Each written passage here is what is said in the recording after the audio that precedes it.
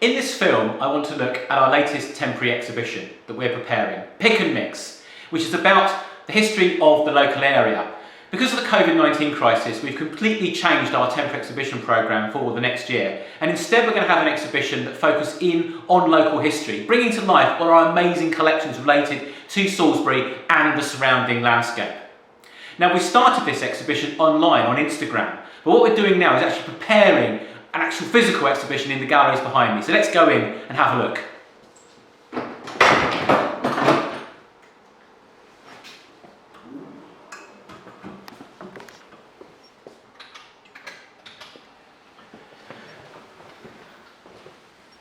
So as I said, the whole sort of focus of this exhibition is on looking at what's slightly more unusual in our collections, and you really couldn't get any more unusual than our taxidermy collection, some examples of which you can see in front of us here. Now, as I said, this exhibition is in preparation. There is nothing up on the walls at the moment, so these things have just been brought in here from our stores in preparation for going up on the walls.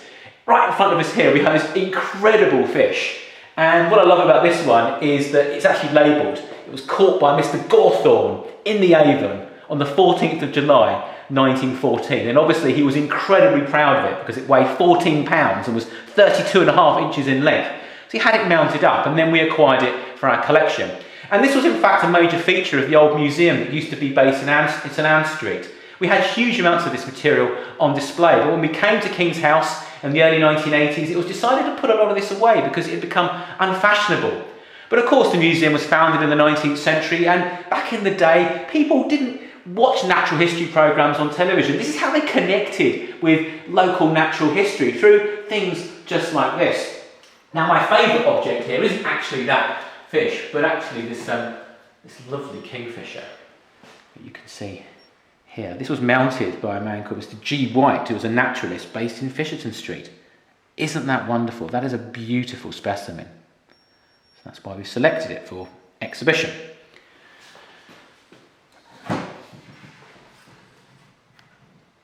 Over here, some quite famous peregrines that were supposed to have been taken from the spire of Salisbury Cathedral in about 1850, and of course there are peregrine falcons still nesting up on the spire of Salisbury Cathedral today. Of course, this has also got eggs in it as well, which is something we cannot endorse today. But alongside these specimens, we've also got some wonderful paintings. It's here. I just wanted to quickly show you. This is a still life. It's called Dead Game. It's by an artist called Benjamin Blake, who lived between 1788 and 1830, and he lived in the Winterbourne area. In fact, this was bequeathed by his son Richard Blake, who lived in Winterbourne, Dauncey. But this obviously goes really well with the taxidermy that I was just showing you. But what I particularly like about this painting is this goldfish bowl here, and then the reflection of the window that you can see on the left-hand side there. Blake was a highly accomplished artist and was clearly influenced by sort of the Dutch old masters.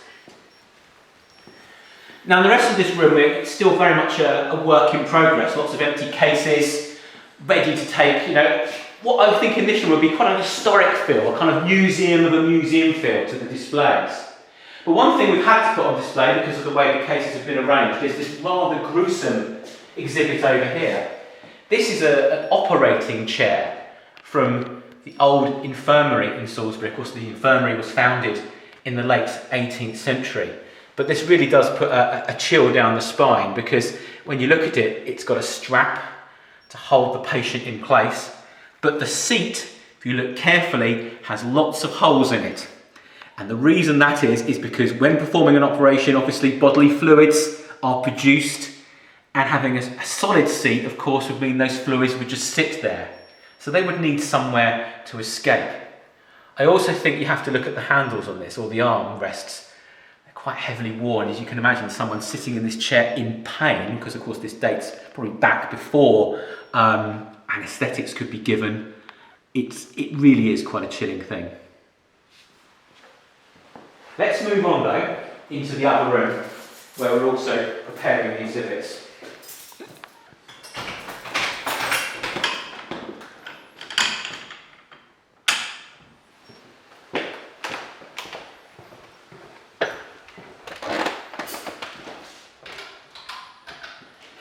This first area here, we want to focus in on the countryside in the local area, and there's a couple of items I want to draw your attention to. This is from the Pitt Rivers collection. It's from the Blackmore Vale, the New Cross Turnpike Gate. The old roads through the landscape which people had to pay in the past to use. There were toll roads, and what this is quite literally a list of all the tolls for that particular road. And in fact it's dated, which was about the early 19th century. In fact there's a reference to an act at the top there of 1824, so that gives you a rough idea of when this might date back to. And another strong feature of our collection are our paintings of the local area, and there's one painting I just want to show you here, which is of a rather important mansion in the local area. This is Ashcombe, which sits in the valley, or the coombe if you like, below Wingreen Hill, which you can see is possibly the clump of trees there, which is the highest point in Wiltshire. And this oil painting probably dates back to the 18th century. We don't know who the artist was, but the house has been greatly reduced in size since this was done. And it's had lots of famous residents. More recently, Guy Ritchie owns the estate. Of course, his wife at one stage was Madonna, who also lived there. But prior to that, in the middle of the 20th century, it was owned by Sir Cecil Beaton. And he very famously wrote a book about his time there, the story of a 15-year lease. And he was very much in love with the place, but of course had to leave. He was forced to leave, and later on lived a reddish house in Broadchalk. Now, he actually owned this painting because he absolutely loved the place, and when he died we were able to buy this for the museum's collections, and in fact he said about this painting that it was his favourite possession, so it is a wonderful thing for the museum to own. Now the final area is through here, where we're going to focus more on the Salisbury city itself. And one's eye is immediately drawn to this metal sign here, the Scout Motors sign. Scout Motors were a very important manufacturer of cars in Salisbury before the First World War. They were based over in Churchfields. And not only do we actually have an original, one of only two surviving original cars, but we have some of the advertising material that the company produced as well. Ephemera, but also a couple of these wonderful enamelled metal signs which were used to promote the company.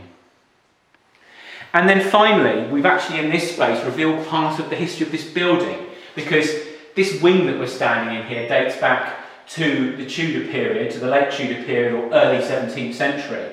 And this fireplace was behind the wall, and when this area was restored about 20 years ago, this fireplace was also restored.